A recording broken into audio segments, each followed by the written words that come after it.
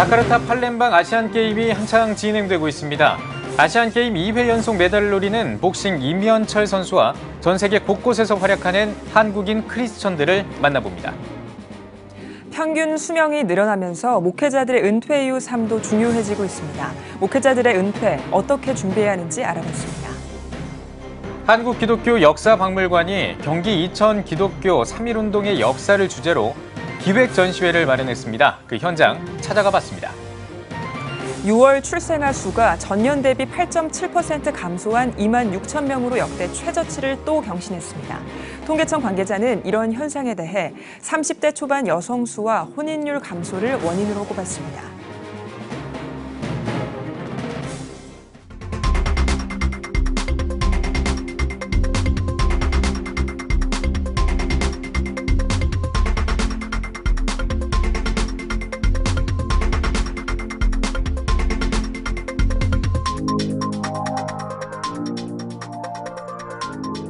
시청자 여러분 안녕하십니까? 8월 27일 월요일 CTS 뉴스입니다. 먼저 인도네시아 아시안게임 현장부터 가보겠습니다.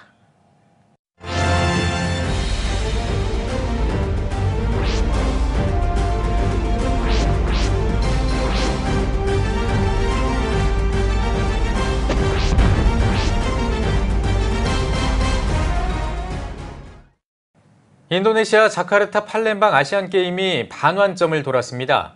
CTS 뉴스는 대한민국 기독 선수들의 이야기를 전해드리고 있는데요. 네, 오늘도 현장에 나가 있는 취재 기자 연결합니다. 박세영 기자. 네, 제18회 자카르타 팔렘방 아시안게임이 열리고 있는 인도네시아 자카르타에 나와 있습니다. 오늘은 레슬링과 펜싱, 태권도를 비롯한 많은 종목들이 열리고 있는 JCC 컨벤션 홀 앞에서 인사드립니다. 네, 오늘은 어떤 소식이 들어와 있나요? 네, 이번에 참가한 국가대표 선수 중에 쌍둥이 선수가 있습니다. 남자 복싱 마이너스 69kg급의 임현철 선수, 그리고 마이너스 64kg급의 임현석 선수입니다. 임현철 선수는 인천 아시안게임에서 은메달을 땄습니다. 2회 연속 메달에 도전하고 있는 선수인데요. 1회전에서 시리아의 선수를 5대0 판정으로 꺾고 순항 중입니다. 1차전 경기 직후에 제가 임현철 선수를 만나봤습니다. 자카르타 인터뷰입니다. 오늘은 한국 복싱 마이너스 69kg급에 참가하고 있는 임현철 선수 만나서 이야기 나눠보겠습니다. 안녕하십니까? 네, 안녕하세요. 네, 오늘 1회전 경기 이제 승리를 거두셨는데 일단 승리 소감부터 좀 부탁드릴게요. 1회전이라 좀 힘들었는데 그래도 우선은 목표가 금메달이기 때문에 한 단계 한 단계 성장해서 올라가는 것처럼 주님 앞에서 꼭 멋있는 모습 보여드리고 싶습니다. 그 인천에서 이제 은메달 따셨고 아무래도 이번 대회 목표는 금메달이시죠? 예, 당연히 금메달입니다. 네. 어떻게 좀 준비를 하셨어요? 컨디션 괜찮으세요? 여기 좀 오래 있었어요. 그래서 좀 컨디션은 그렇게 좋진 않은데 그래도 다 선수들 스스로 하는 거니까 늘 기도도 열심히 하고 있고 그냥 성심성의껏 준비하고 있습니다. 인천 때와 똑같이. 네. 그때와 다른 게 이제 또 신앙을 또 가지게 되셔서 이제 플러스 요인이 될 것 같은데 어떻게 생각하세요? 그 부분에 대해서는?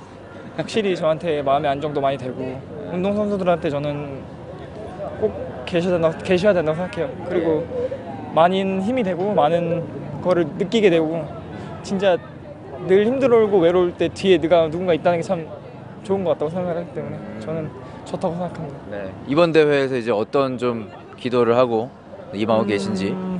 우선은 안 다치고 그냥 제가 노력한 만큼만 딱 실력껏 딱 나올 수 있게 그냥 딱 더도 말고 덜도 말고 딱 그 정도만 하나님께 기도드리고 있습니다. 네. 가장 경계하는 선수는 어떤 선수가 있을까요? 저는 우선은 결승에서 만나는 카자흐스탄 선수가서 제가 지금 69kg가 처음 뛰는 거기 때문에 확실히 많이 제가 가장 작고 힘이 많이 모자라요. 그래서 확실히 스피드로 더 해야 되기 때문에 많이 배워 나가는 것 같아요. 지금 보시고 있는 시청자분들이 있으신데 이번 대회 때 반드시 좀 마지막까지 선전할 수 있도록 도와달라고 좀 기도 부탁 한 말씀 해주신다면. 네, 안녕하세요. 복싱 국가대표 임현철입니다. 저도 그러니까 주님을 믿은 지가 그렇게 오래되지 않았지만 그만큼 많이 간절하고 많이 기도도 많이 드리고 많이 애절하고 저도 많이 아픔도 많이 많아서 많이 준비한 만큼 열심히 꼭 보여드릴 테니까 많은 응원과 많은 관심 부탁드립니다. 그리고 기도도 많이 해주세요. 감사합니다. 마지막으로 화이팅 한번 외치고 마무리하도록 하겠습니다. 네. 자, 하나, 둘, 셋, 화이팅! 네, 박 기자, 또 이번 대회에는 전 세계 곳곳에서 이 한국인 크리스천들도 각자의 자리에서 최선을 다하고 있다고 들었습니다. 이 어떤 얘기입니까? 네, 그렇습니다. 한국인이지만 한국인이 아닌 크리스천들이 있습니다. 각자 처한 환경은 많이 다르지만 믿음의 질주를 펼치고 있는 감독과 선수를 만나봤습니다. 전상민 기자입니다. 2018 아시안게임 태권도 경기장. 시합을 보는 한국인 감독의 눈빛이 날카롭습니다. 그는 한국팀 감독이 아닌 카타르 국가대표 태권도팀 감독 이재성 집사입니다. 2003년 대한민국 국가대표를 지낸 이재성 감독은 2010년부터 지금까지 카타르 태권도팀을 지도하고 있는 신실한 크리스천입니다. 카타르의 복음의 도구로 태권도를 사용하고 있다는 이 감독은 무슬림 나라에서 복음을 전하는 것이 쉽지 않지만 제자들을 사랑으로 가르치면 그들도 언젠가 주님을 알게 될 것이라고 말합니다. 직접적인 복음을 전할 수는 없지만 일단 그냥 그 신앙 안에서 기본 가치들을 이렇게 잘 일반화시켜서 그들과 잘 교류하면서 또 특별히 태권도를 가르치기 때문에 그 태권도를 훈련하는 그 과정 중에 나오는 어떤 힘들 때 또 뭔가 이렇게 선수들이 혼란스러워할 때 이제 저는 이제 그런 가치들을 잘 그들도 받아들일 수 있도록 잘 이렇게 일반화시켜서 전하려고 노력하고 있습니다. 무슬림 나라이기 때문에 문화적 스트레스와 상당한 영적 압박감을 느낄 때가 많다는 이재성 감독. 차에서 찬양을 듣는 것만으로도 은혜가 돼 눈물을 흘릴 때가 많다는 그는 여기가 끝이 아닌 하나님이 주신 열방으로 태권도를 들고 나아가겠다고 말합니다. 선수들을 잘 지도하고 또 선수들과 많이 소통하고 교감하면서 정말 제가 느끼고 제 안에 있는 복음이 이들에게 생명으로 사랑으로 들어갈 수 있도록 최선을 다해서 지도하는 게 또 제가 뭐 카타르에 지금 한 8년은 있었는데 그 이후에 또 어느 다른 사역지를 가더라도 그런 태권도인들에게 제 제자들에게 하나님의 사랑과 복음이 태권도라는 이 환경을 통해서 잘 전달될 수 있도록 2018 아시안게임 남자 태권도 80kg급 경기. 196cm의 큰 신장을 가진 한 태권도 선수. 한국인 가정에서 태어나 일본으로 귀화한 에바타 히데노리 선수입니다. 1차전에서 홈팀 인도네시아 선수를 꺾고 나선 2회전. 4번 시드를 받고 출전한 남아공 선수에게 큰 점수차로 패하고 맙니다. 한국인 코치까지 섭외해 준비했던 대회이기에 아쉬움이 진합니다. 그러니까 자신감이 없다는 게 좀 자신을 못 믿는다는 게 제가 생각했을 때 너무 저를 응원해줬던 분들한테 너무 죄송하다는 마음이 너무 커요. 2살 때 부모님을 따라 일본으로 가서 태권도로 하나님을 알리기 위해 국가대표가 된 히데노리 선수. 경기 후 무대에서 기도하는 한국 선수처럼 자신도 무대에서 일본 사람들에게 하나님의 영광을 드러내고자 대회에 참가한 겁니다. 자기 안에 있는 이제 그런 빛이라는 하나님 모습이라는 게 조금이라도 사람들에게 비치면 거기에 또 많이 사람들이 물어볼 거고 거기에 또 많이 대화를 하면서 일본 사람들에게 이제 접근하고 싶은 마음이 있습니다. 장신과 중량급 선수가 전무했던 일본 태권도에 힘을 불어넣고자 하는 히데노리 선수. 2년 뒤 조국에서 열리는 동계올림픽에서도 자신이 태권도를 하는 이유를 잊지 않겠다는 다짐을 해봅니다. 그 태권도 운동이라는 것을 자기가 이제 십자가의 길이라고 생각을 하고 거기서 이제 많은 이제 기도하면서 대화를 하면서 자기 태권도가 이제 뭐 결과뿐만이 아니고 내 모습이 이제 최선을 다하는 모습이 목숨을 걸고 가는 모습이 이제 많은 사람들에게 비치면은 좋겠습니다.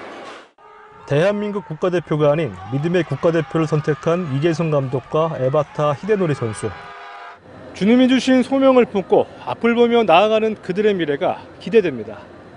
자카르타에서 CTS 뉴스 전상민입니다.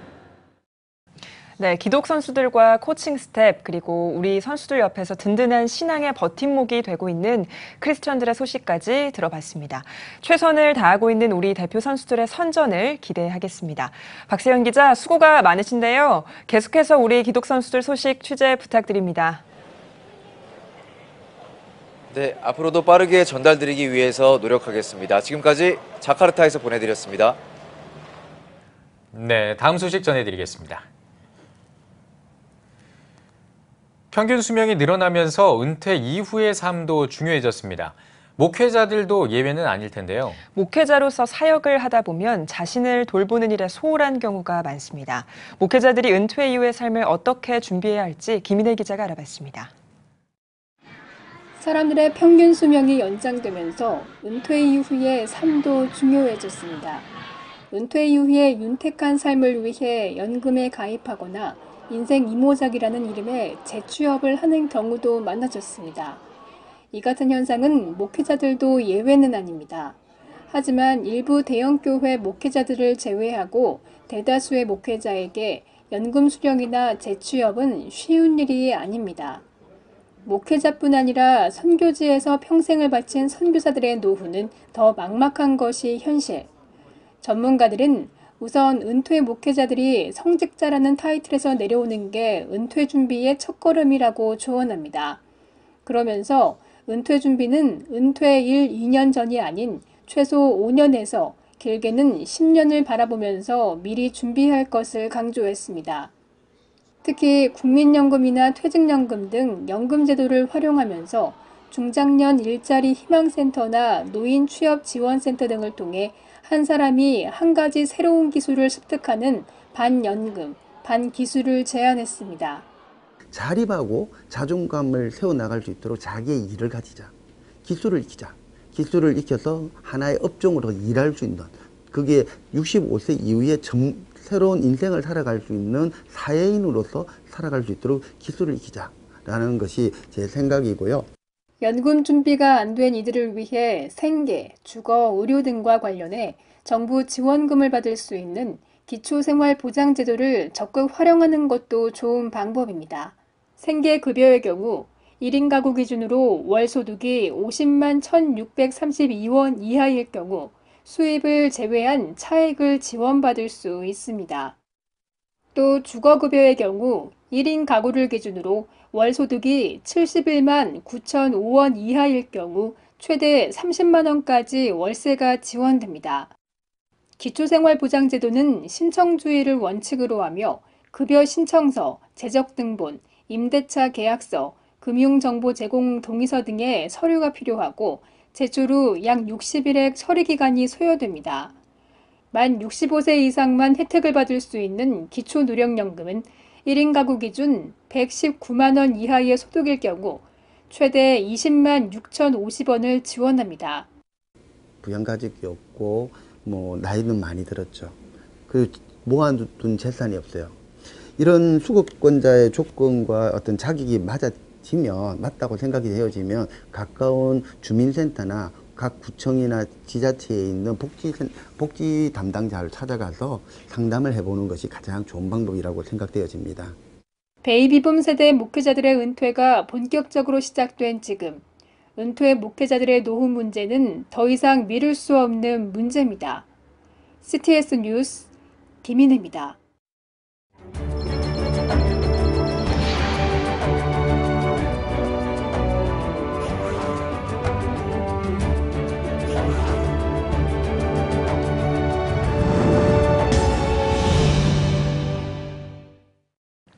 고 향산 한영재 장로가 설립한 한국기독교 역사박물관이 최근에 경기 이천 기독교 3.1운동의 역사를 주제로 기획 전시회를 마련했습니다. 믿음의 선조들이 참여했던 3.1운동의 자료들을 살펴보고 그 역사를 돌아보기 위해 마련한 제15회 기획전을 소개합니다. 최대진 기자입니다. 대한예수교 장로회 통합총회에서 유일한 장로총회장으로 교단을 섬겼던 고 향산 한영재 장로. 그가 한국교회의 신앙, 역사, 문화와 관련된 10만여 점의 귀중한 자료를 수집해 2001년 설립한 한국기독교 역사박물관. 이 박물관에서 경기 이천 지역 기독교 3.1운동의 역사를 소개하는 제15회 기획전을 개최했습니다. 신앙의 선조들이 지내왔던 그런 흔적들을 보면서 우리의 마음, 신앙 자세를 다시 한번 정립할 수 있는 귀한 계기가 되길 바랍니다. 이 전시회를 통해서 내년 100주년을 더 확대해 나갈 수 있는 귀한 역사의 자료가 됐으면 좋겠다 싶습니다.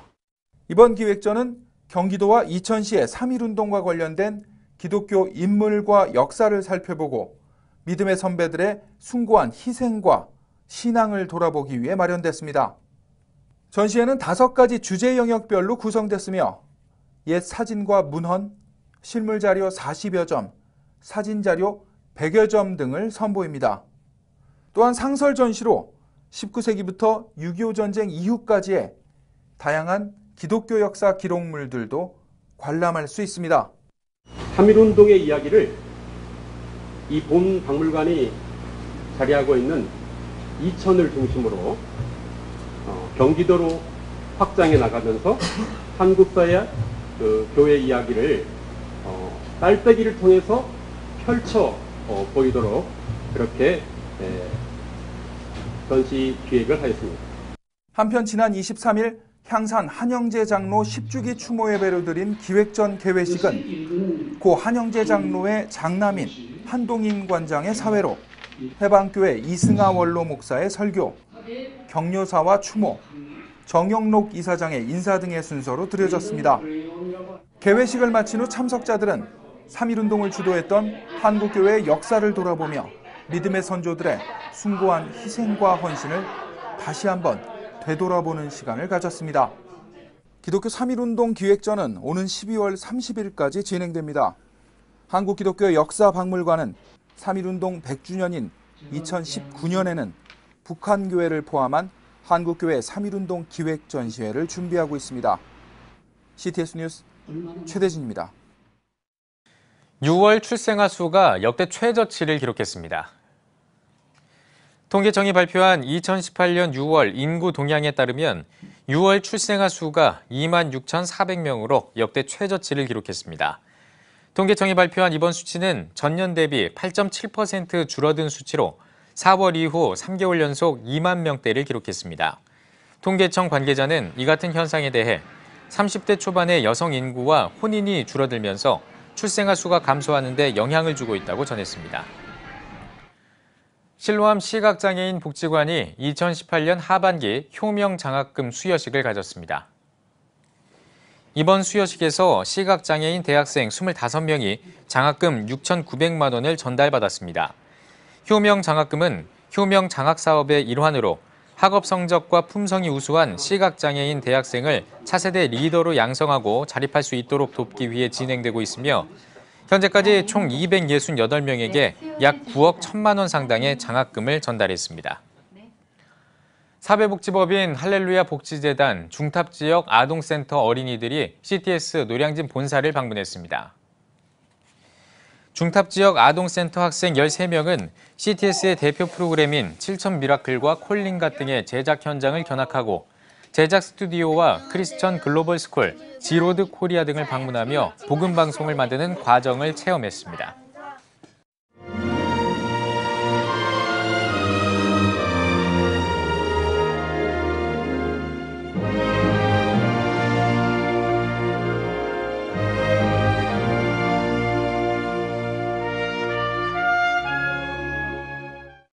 저는 후암동 영주교회의 원로 목사인 송홍모 목사입니다.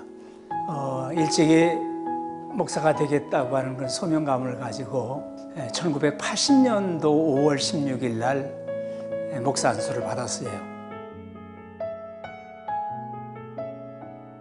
제가 목회하던 때에 아주 있었던 정말 하나님께서 나를 왜 목사로 부르셨을까 하는 그런 생각을 늘 가지면서 사역을 했는데 할아버지 한 분이 말기암으로 돌아가시게 되어졌는데 그 며느리가 와가지고 우리 할아버지 마지막에 한번 좀 목사님이 가서 전도를 해주세요. 도무지 우리 내외가 전도를 해서는 듣지 않습니다. 병원에 갔더니 이제 그 할아버지님이 계세요. 제가 영주교회 목사입니다 하고 잠깐 기도하고 그분에게 마지막 진지한 마음으로다가 복음을 증거했어요. 간절하게 말씀드리고 저를 따라서 기도하시겠습니까? 했더니 따라서 기도하시겠다는 거예요. 그래서 조목조목 따라서 기도하고 기도를 마치게 될 때 그 할아버지가 먼저 아멘 하는 거예요. 그러면서 엉엉 우는 거예요. 그러고서 그분이 이제 병상에서 세례를 받으시고서 세상을 떠나시게 되어졌어요. 왜 하나님께서 나를 목사로 부르셔가지고 이 어려운 영혼들을 구원하게 하시는가, 이런 생각을 가지면서 정말 하나님이 나같이 부족한 사람도 사용하시고 있구나, 이런 생각을 많이 가졌어요. 그래서 교회는 영혼 구원하는 일, 예수 십자가 전도하는 일, 이 일에 열심을 내는 교회가 돼야 된다, 저는 그런 생각을 늘 가지고 있습니다. 한 번은 제가 미국에 있는 어떤 장로님이라고 하는 분한테 전화를 받았어요. 우리 누님이 교회를 안 다니는데 목사님이 가서 전도 좀 해주세요, 그러시는 거예요. 후암동 언덕교회를 찾아갔더니 만신무당인 거예요. 누님이 만신무당이에요. 그래서 제가 이 아래에는 영주교회 담임 목사인데 하나님께서 할머니를 사랑하셔서 마지막 부르시느라고 이렇게 목사를 보내셨습니다. 예수 믿을 수 있는 기회가 많지 않은데 꼭 믿으셔야 됩니다. 제가 할머니를 위해서 기도하고 떠날 테니까 기도하시겠습니까? 그랬더니 기도해달라는 거예요. 그래서 그때 간절히 그 할머니를 위해서 기도하고 교회를 나오시겠다고 그래서 주변에 살고 계시는 권사님 3분하고 연결을 시켜가지고 교회를 인도해냈습니다. 참 잘 믿기 시작했어요. 한 영혼을 구원하는 예수님의 십자가의 구원이 얼마나 소중한가 하는 것을 그렇게 얘기할 수 있는, 그것이 날마다 교회에서 반복되어지고 선포되어지는 예수 충만한 교회, 예수님 아니고 살 수가 없는 그런 교회를 만들어야 저는 교회라고 생각을 해봅니다. 여러 사랑하시는 목사님들, 영혼 구원하는 일에 열심을 내주시기 바랍니다. 예수님이 충만, 예수님이 왜 십자가에 달려 돌아가 죽으셨냐는 이 사건을 늘 선포해 주셔야 된다, 저는 그렇게 생각을 해봅니다. 성령 충만은 다른 사람을 위한 것이 아니라 목사님들에게 필요한 말씀입니다. 성령으로 충만하시고 늘 엎드려 기도하시고 말씀을 늘 가까이 하시고 늘 연구하시고, 어떤 성경은 이것은 내 성경이라고 하는 그런 성경을 가지고 그렇게 여러분들 가지셔서 한국교회를 위해서 절대로 한국교회가 쇠하지 않고 계속해서 성장해 나갈 수 있는 아름다운 목회가 여러분들을 통해서 이루어질 수 있기를 진심으로 바랍니다.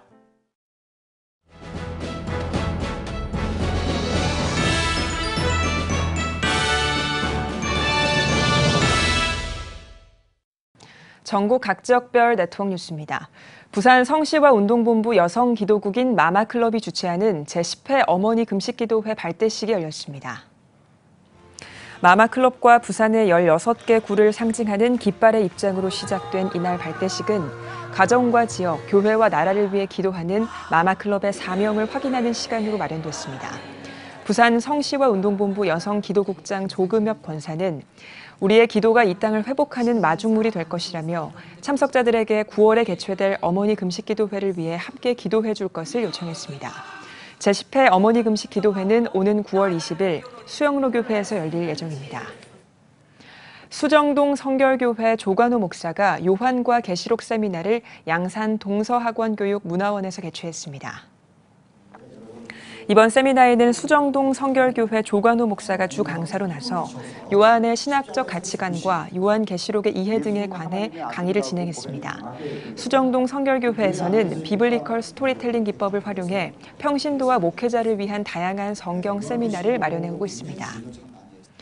예장 고신 경남 중부노회 동서시찰이 거제 고연교회 박정곤 목사를 초청해 1일 부흥회를 열었습니다. 남전도회연합회 주관으로 진행된 이번 1일 부흥회는 8.15 광복을 기념하는 집회로 진행됐습니다. 강사로 나선 박정곤 목사는 여호와를 자기 하나님으로 삼은 나라의 백성은 복을 받는다며 조선 건국의 과정으로 돌아본 한민족의 시대적 사명을 이해하는 것이 어느 때보다 중요하다고 말씀을 전했습니다. 암환우 복지선교회가 전라지회를 설립하고 감사예배를 드렸습니다. 예배에서 말씀을 전한 암환우 복지선교회 이사장인 한진환 목사는 가난하고 병든 자를 섬기는 것은 하나님을 기쁘시게 하는 일이라며 모든 암환우를 위해 섬김과 사랑으로 진정한 소금의 역할을 감당해 주길 바란다고 당부했습니다. 암환우 복지선교회 전라지회 이사장으로 위촉된 광주 은광교회 전원우 목사는 암환우 복지선교회가 세워진 이념과 목적에 모자람이 없도록 최선을 다하겠다고 포부를 밝혔습니다. 아마누 복지선교회는 전국 19개 지회를 설립해 아마누를 위한 다양한 프로그램을 운영하며 복음 전파 사역에 힘쓰고 있습니다. 기독교대한감리회 제77회 중부연회 임시연회가 지난 20일 계산중앙교회에서 열렸습니다. 재적 인원의 과반수인 1,635명의 등록으로 개회를 선언한 중부연회 윤보환 감독은 지난 4월 정기연회에서 감독 선거권자를 호명으로 확인하지 않아서 총회선거관리위원회에서 선거권자 재선출이 결정됐다며 명확한 선거권자 선출이 이루어져서 아름다운 일꾼이 세워지길 바란다고 전했습니다. 중부연회는 이날 각 지방별 선거권자 명단 확인 절차를 진행하고 교역자 682명, 평신도 682명 선거권자를 선출했습니다. 총회 선거관리위원회에서 제출된 이번 명단은 10일 동안의 이의 신청 기간을 거쳐 최종 확정되며 중부연회는 이를 기준으로 10월에 예정된 차기 감독 선거를 치르게 됩니다. 사모다움 선교회가 사모다움 대학 태교지도사 과정 세미나를 열었습니다. 재단법인 맑은샘 태교연구소 송금래 소장을 초청해 진행된 세미나에서 성경적인 태교, 분만법, 모유수유 등 산모와 태아를 위한 배움의 시간으로 진행됐습니다. 영적인 산파이신 우리 사모님들이 결혼을 준비하시는 또한 임신하신 또 아기를 낳으신 많은 분들에게 도움이 될 수 있는 그런 역할을 잘 할 수 있는 축복의 통로가 되기를 바라는 마음 또한 전도의 브릿지가 될 수 있었으면 좋겠습니다. 사모다움 선교회는 매년 각 분야의 전문인들을 초청해 사모들의 지성과 영성, 감성을 키우는 다양한 프로그램을 진행하고 있습니다. 너는 행복한 사람이로다라는 주제로 진행된 2018 주평강 부흥성회가 남양주 주평강교회에서 열렸습니다. 강사로 나선 치유하는 교회 김의식 목사는 하나님으로부터 오는 치유를 통해 우리의 삶과 교회 회복이 이루어진다며 하나님의 마음을 품고 세상이 줄 수 없는 십자가 사랑의 용서를 실천하라고 당부했습니다. 한편 주평강교회는 치유와 회복을 지역 성도들과 나누기 위해 이번 부흥회를 진행했으며 선한 이웃복지재단과 주빌리 대안학교 등을 통해 지역의 어르신들과 다음 세대를 섬기고 있습니다. 잠시 후 뉴스 더 보기 시간에는 급변하는 시대에 더욱 강조되는 크리스천 리더십에 대해서 이야기 나눠보겠습니다. 크리스천 코칭을 통해 성경적인 가치관의 리더를 세우고 복음 전파를 꿈꾸는 아시아 코칭 센터 우수명 대표님과 함께 말씀 나누겠습니다. CTS 뉴스 잠시 후에 뵙겠습니다.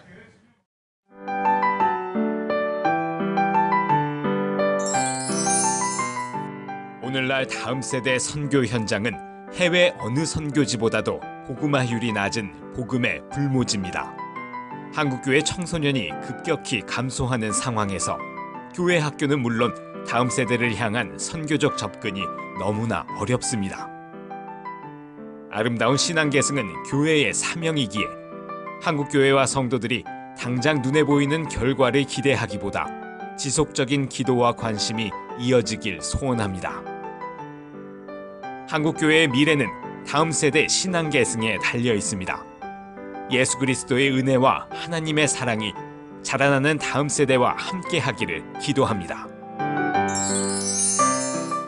다음 세대, 대한민국의 희망입니다. 이 캠페인은 대한예수교 장로회 통합총회와 함께합니다.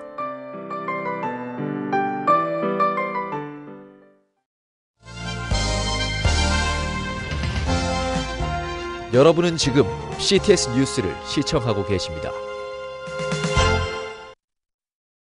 대화는 사람들 사이에서 매우 중요한 요소입니다. 어떻게 대화하느냐에 따라서 인간관계가 좌우되기도 하는데요.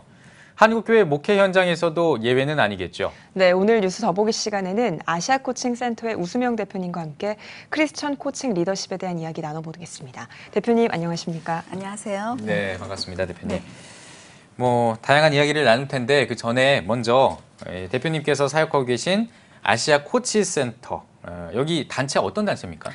네. 저희 단체는 2000년도에 목회자와 교육자들 코칭 훈련하는 단체로 시작이 되었어요. 예. 이렇게 쭉 하다가 그 후에 이제 사회적으로 또 코칭을 많이 필요로 하는 수요가 있어서 기업들의 중간 관리자 또 고위 관리자들 코칭 서비스 또 전문 코치 양성하는 일들을 쭉 해오다가 최근에 다시 이제 크리스천 코칭 쪽으로 저희가 이제 집중하고 있습니다. 예. 요즘 한국교회 위기를 이야기하면서 교회 구성원들 사이에 소통이 없는 것이 문제다 이런 지적이 나오고도 있거든요. 대표님께서 생각하시기에는 한국교회 침체의 원인이 좀 어디 있다고 보시고 대안은 어떻게 생각하시나요? 네. 역시 시대의 변화가 굉장히 급격한 거에 따라서 이제 교회의 운영 방식이나 소통 방법이 따라가는 게 조금 늦지 않나 그런 생각이 들어요. 특히 4차 산업 그 사회로 접어들면서 소통 방법이나 지식을 접하는 그 속도, 양이 어마어마하게 달라졌잖아요. 그거에 따라서 지금 사회 기업들은 특히 대기업들은 전부 이제 소통 방법을 바꾸고 있고 또 리더십 방법, 일하는 방법 다 바뀌고 있어요. 그것을 이제 한마디로 수평적 조직 문화 혁신이라고 이야기를 하는데 저희가 이제 그런 일을 지난 몇 년간 많이 해왔는데 교회에도 지금 그게 필요한 시기인 것 같습니다. 예, 알겠습니다. 자, 그러면 이 크리스천 코칭 또 크리스천 리더십 이런 것들이 이 시대에 요런 시기에 방금 이제 수평적 뭐 리더십 뭐 이런 식으로도 말씀해 주셨는데 왜 중요할까요? 이 크리스천 코칭이? 네. 일단 교회도 조직이잖아요. 예. 목회자님이 있고 사역자들이 있고 교인들이 있어서 사실은 기업 조직과 비슷해요. 예. 그래서 이 위아래 소통이 좀 원활하게 이루어지고 그리고 리더들이 이렇게 뭔가 전달하고 가르칠 때에 눈높이가 사실 교인들을 고객이라고 본다면 예. 그 고객의 눈높이에 맞춰야 되는데 옛날부터 그 하나님의 말씀이 굉장히 어렵거든요. 예. 어렵고 또 굉장히 영적이다 보니까 알아듣기가 힘들고 또 영성으로 가기까지 굉장히 힘이 든데 예. 그 눈높이를 낮춰서 그들의 삶과 일에 들어가서 벌어지는 애환을 함께 나누면서 이제 하나님의 원리를 잘 전해야 될 텐데 그 부분에 대한 노력이 좀 더 필요하지 않나. 예, 그런 부분들을 저는 이제 코칭 리더십이 해결을 해줄 수 있다라고 믿는 것이에요. 그러면 그 코칭 리더십은 듣는 사람의 어떤 그 눈높이에 맞춰서 이야기를 해주는 것이다라고 좀 그렇게 정의는 할 수 없겠습니다만 약간 그런 느낌이다, 그런 개념이다라고 이해를 하면 될까요?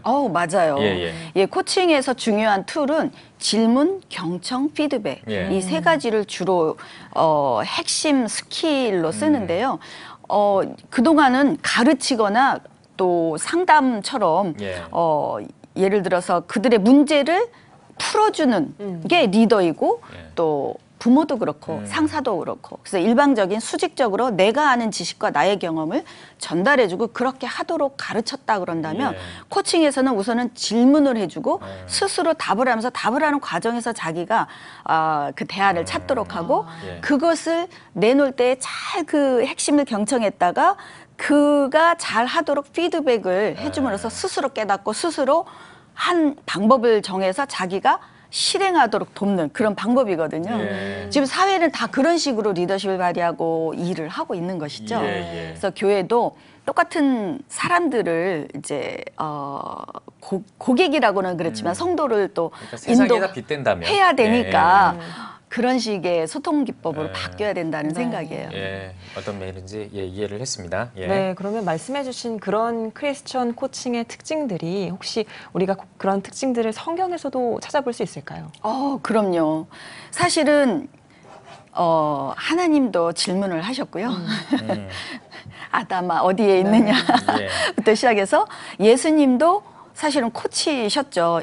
우리가 성경에서 보듯이 예수님은 가르치실 때에 비유나 사례 이외에는 쓰지 않았다고 그러셨어요. 항상 그들 생활에 널려있는 사례를 가지고 그 말씀을 전달하시니까 사람들은 빨리 알아들었고 그리고 사람들이 나를 누구라 하더냐 그리고 들어보신다면 그러면 너희들은 나를 누구라고 하느냐 그래서 내가 누구야 라고 가르치기보다는 스스로 생각하는 것을 내놓게 하고 그 안에서 깨닫게 하고 정정해서 그냥 머리로 깨닫게 그렇게 가르치셨거든요. 그러니까 이제 지금 우리가 하고자 하는 이 코칭 기법이란 바로 예수님의 전도 방법 또는 관계 방법이라고 볼 수가 있습니다. 알겠습니다. 어린이들을 또 좋아하셨고 예수님이 그렇게 그렇죠. 어린이들이 들을 수 있을 그러니까 어린이들도 이해할 수 있을 만한 그런 쉬운 언어로 이렇게 이야기를 하면 훨씬 더 이렇게 잘 전달이 될 수 있겠다 이런 생각이 드는군요.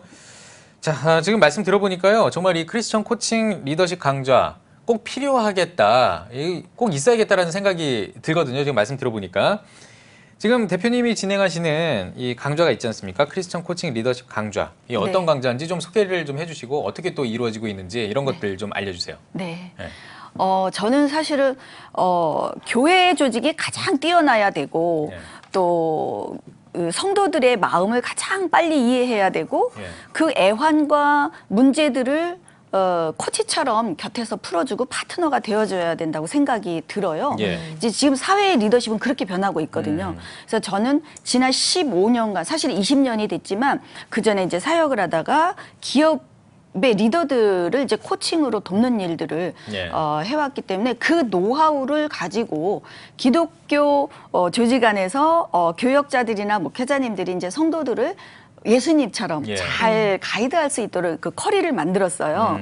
그래서 그 커리가 이제 40시간짜리인데 교역자들이 들어와서 한 6개월 정도 훈련을 하면 이제 교인들을 코치로 돕는 그런 사람이 되도록 만들었고요. 한 6개월 정도 교인들이 들어왔을 때에 하나님 말씀을 먼저 넣기보다도 그들의 문제가 뭔지 애환을 들어주고 함께 그걸 풀어나가지고 하다가 이렇게 래퍼가 형성이 되고 관계가 형성이 되어서 마음이 열릴 때 하나님의 말씀을 자연스럽게 전달해서 한 6개월 후에 교회로 인도하도록 그렇게 짜여져 있어서 지금 사회의 필요와 사람들의 요구를 먼저 들어주고 그다음에 하나님의 말씀을 넣어서 그때서야 그 열린 마음으로 하나님 말씀을 자연스럽게 깨닫고 들어오도록 하나님 나라 가치와 또 하나님 나라를 영역을 확장하도록 이렇게 구성이 되어 있습니다. 그렇군요. 사실 주변에 자기 개발이나 리더십 관련 프로그램들이 상당히 많거든요. 근데 대표님께서 진행하고 계신 이 크리스천 코칭 리더십 강좌만이 가지고 있는 특징 어떤 것들이 있을까요? 그래요. 이제 코칭도 그래도 많이 확산이 되고 있고 그런데 이제 저희 이 프로그램에서는 교역자들이 다 코치가 되게 하는 게 특징이에요. 그냥 배워서 코칭 기법을 응용하는 게 아니라 코치로 바뀌어서 그냥 그대로 코치의 삶을 예수님이 하셨던 것처럼 말씀을 전하고 또 삶의 애환을 파트너가 돼서 같이 걸어가주는 한번 가르쳐주고 또 뭐 스스로 변할 때까지 뭐 이렇게 보는 게 아니라 그냥 매일매일 삶을 함께 걸어가줘서 함께 삶을 살아가는 교역자 이렇게 인도하도록 짜여져 있다는 것이 특징이죠. 자, 그럼요. 이게 지금 말씀 들었을 때는 정말 좋다 이런 생각이 듭니다. 실제 사례도 좀 듣고 싶거든요. 이 코칭을 해서 어떻게 좀 좋아졌다 하는 어떤 그런 사례 같은 게 있다면 좀 소개를 해주셨으면 좋겠어요. 가장 생각나는 사례 어떤 게 있을까요? 저희가 이제 이게 사역한 지가 20여 년이 돼갑니다. 그러니까 많은 목회자님들도 이런 고민을 하고 이 전문가 과정에 들어와서 이제 응용을 많이 하셨는데요. 최근에 아주 지난 10여 년간 교회를 코칭식으로 운영해서 아주 성공하신 목회자님을 마침 이제 뵙고 이야기를 자세히 들어봤어요.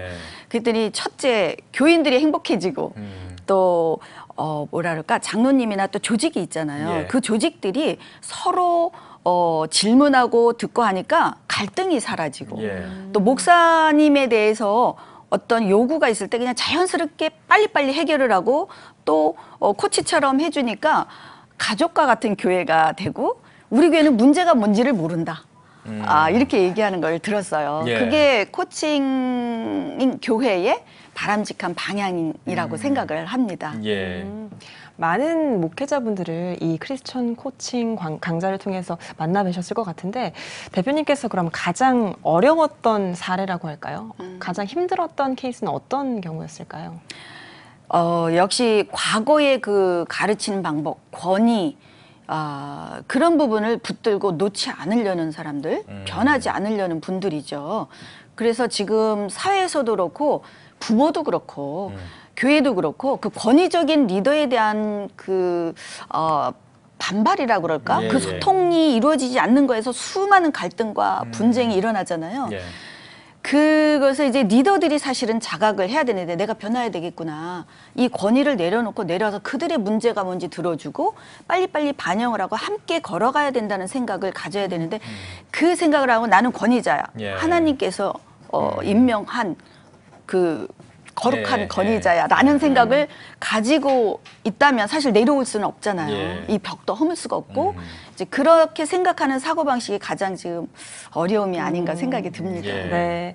또 그러면 한편으로 코칭 받는 목회자분들께서는 이 코칭 강좌를 수강하시면서 가장 어려웠던 부분은 어떤 부분들이라고 좀 말씀을 해주시나요? 가르치려는 습관이 자꾸 뭐가 나오면 그러면 당신은 어떻게 생각하세요? 어떻게 하길 원하세요? 이렇게 해야 되는데 그거는 이렇게 하는 거고 이렇게 하십시오. 이렇게 그냥 자기가 알고 있는 지식을 계속 말을 하는 거예요. 그 자기 대답은 사실 맞지 않거든요.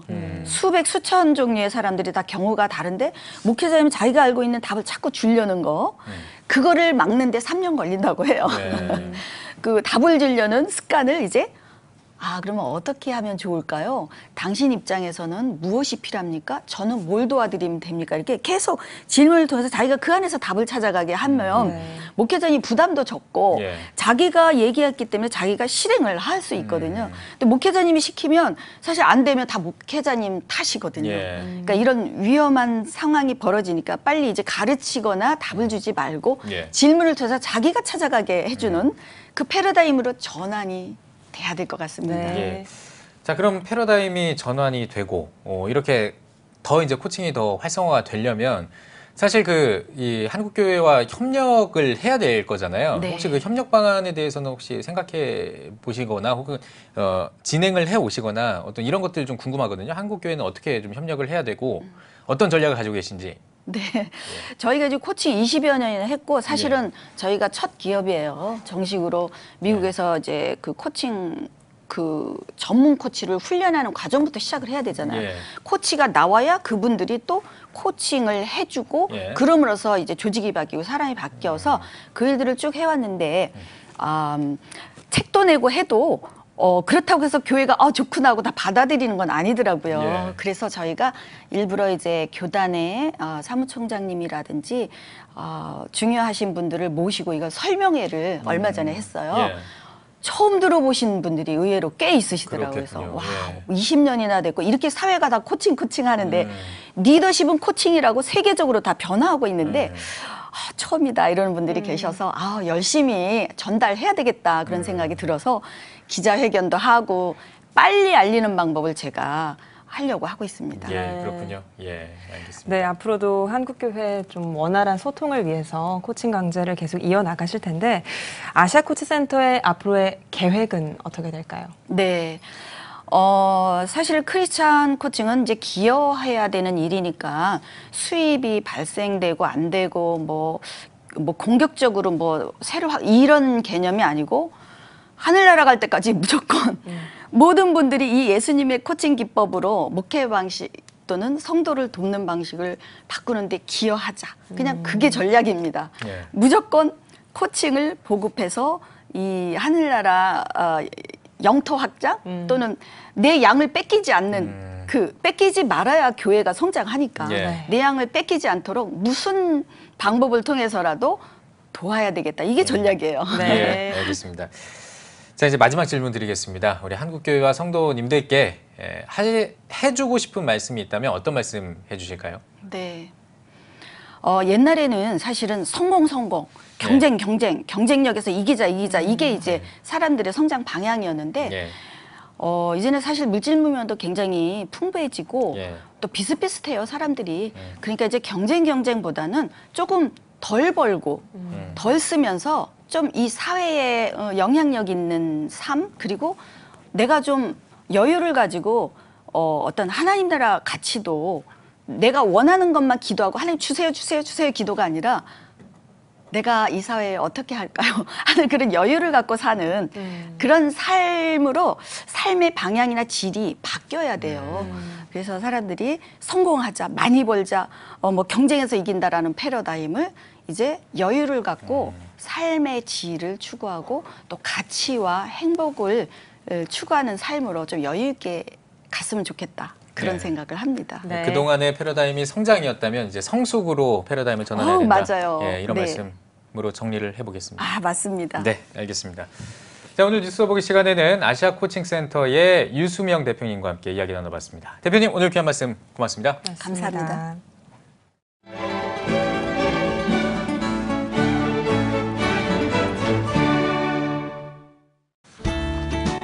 오늘은 전국에 비가 오다가 오후부터 차차 그치겠습니다.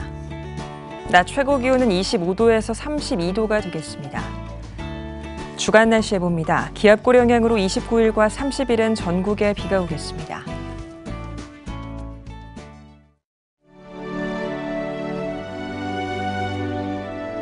백만인 기도운동에 새롭게 참여하신 분들입니다.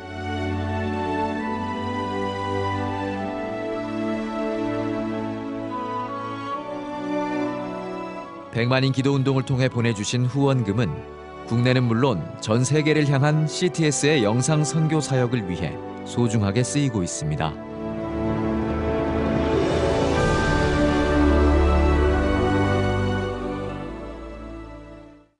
CTS 뉴스 오늘 순서 여기까지입니다. 시청해주신 여러분 고맙습니다.